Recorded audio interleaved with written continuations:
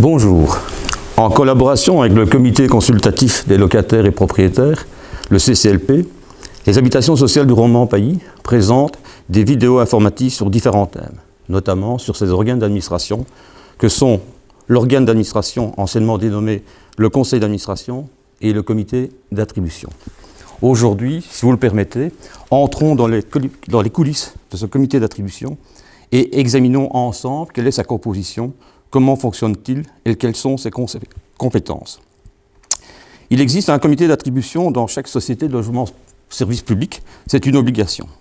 Alors, quelle est la composition de ce comité à Nivelles? Le comité est composé de 6 administrateurs présentés par les communes de Nivelles, Tubize, Braine-l'Alleud, Ytre et Rebec. Ces administrateurs sont nommés par l'organe d'administration.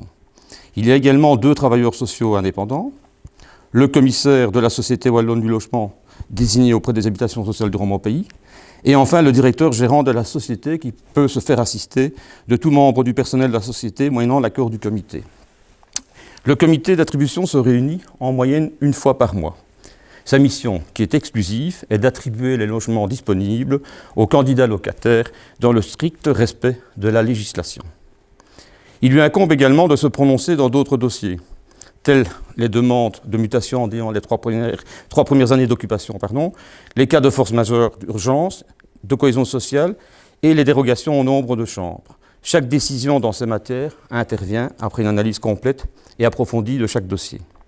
Afin d'avoir une vision précise des nombreux dossiers ainsi traités par le comité d'attribution et leur complexité, notre directeur gérant nous a préparé quelques tableaux et graphiques que je vous propose de parcourir en sa compagnie.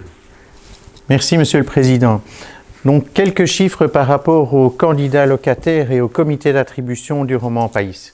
Fin décembre 2022, nous avions près de 3300 candidats en attente. Par rapport à notre patrimoine de 3190 logements, cela signifie que nous devrions vider 1 fois l'entièreté de notre parc pour satisfaire toutes les personnes en attente d'un logement public. Certains sont inscrits directement à la société, d'autres sont inscrits auprès d'autres sociétés. C'est la force de la candidature unique en Wallonie. Ainsi, un candidat peut s'inscrire à Nivelles pour obtenir un logement à Arlon ou même du côté de Moucron. En ce qui concerne le Romans-Pays, nous avons une moyenne annuelle de 145 nouveaux locataires par an sur les 10 dernières années. Cela représente un taux de rotation de seulement 3,36% de notre parc locatif, ce qui explique aussi le temps d'attente pour avoir un logement dans notre société, comme dans beaucoup d'autres d'ailleurs. Fait remarquable, en 2022, nous avons eu 39% de refus de candidats locataires. Donc, c'est un chiffre assez élevé qui explique aussi pourquoi, parfois, un logement reste vide pendant plusieurs mois. Alors, au niveau d'une attribution de logement, vous allez voir que le comité d'attribution n'a pas nécessairement la tâche facile. Lorsqu'un logement est vacant, les services et moi-même proposons des listes. Elles sont établies par anciennes communes sur base de la proportionnalité des logements, ce qui veut dire le nombre de chambres adaptées à la composition du ménage.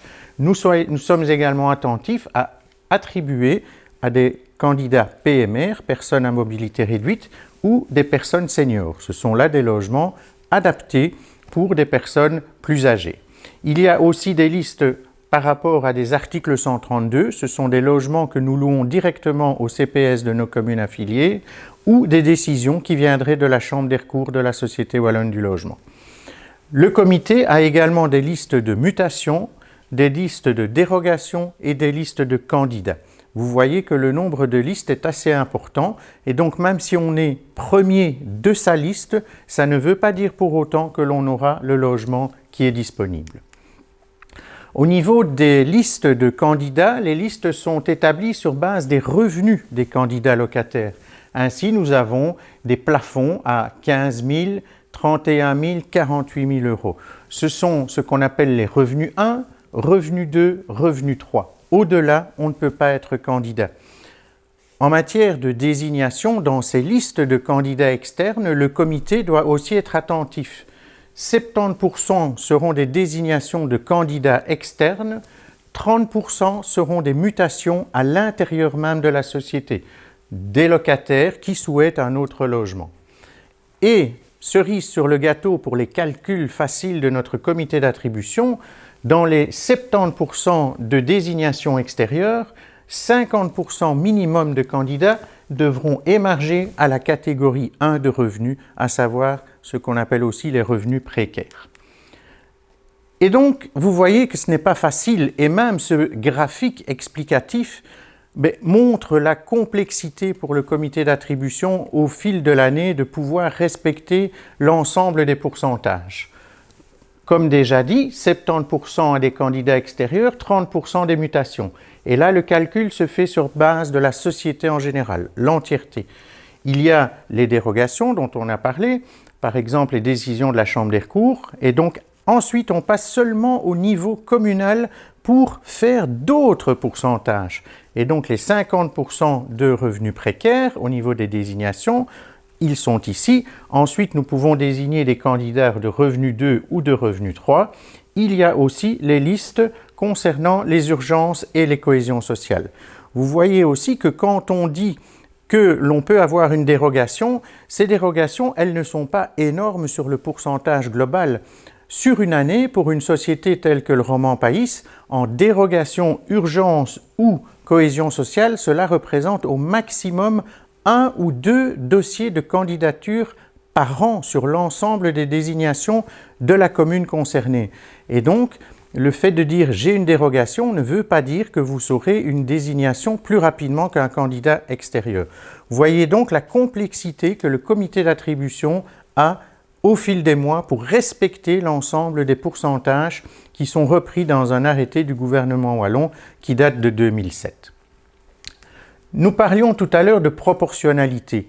Le candidat, généralement, se dit « j'ai plusieurs enfants, j'aurai le même nombre de chambres que je n'ai d'enfants ». Eh bien, il est important de savoir que ce n'est pas vrai. Donc, si vous avez un enfant, c'est assez facile, un enfant aura sa chambre. Si vous avez malheureusement un enfant reconnu handicapé, il aura aussi sa chambre séparée. C'est après que les choses se compliquent. Si vous avez 2 enfants, aurez-vous automatiquement 2 chambres pour chaque enfant? Non, cela dépend de leur âge et de leur sexe. Ainsi, si vous avez 2 ados de 16 et 19 ans, eh bien, ils n'ont, selon la législation, droit qu'à une seule chambre. Pour que 2 enfants de même sexe aient 2 chambres, il faut qu'ils aient plus de 10 ans tous les deux et qu'ils aient minimum 5 ans d'écart. Si ces 2 conditions ne sont pas respectées, on reste à une seule chambre. Même chose lorsque vous avez des enfants de sexe différent. Pour qu'ils aient 2 chambres, il faut que l'un des deux ait minimum 10 ans. Dans le cas contraire, les 2 enfants doivent partager la même chambre. Quelques autres informations aussi concernant les points. Les points sont définis par l'arrêté, mais les points ne sont valables que pour les candidats externes. Quand vous demandez une mutation, je l'expliquerai tout de suite après, ces points n'entrent pas en compte. Il y a des points liés au logement, des points liés au ménage, et dans les 2 catégories, seuls les points les plus élevés sont repris.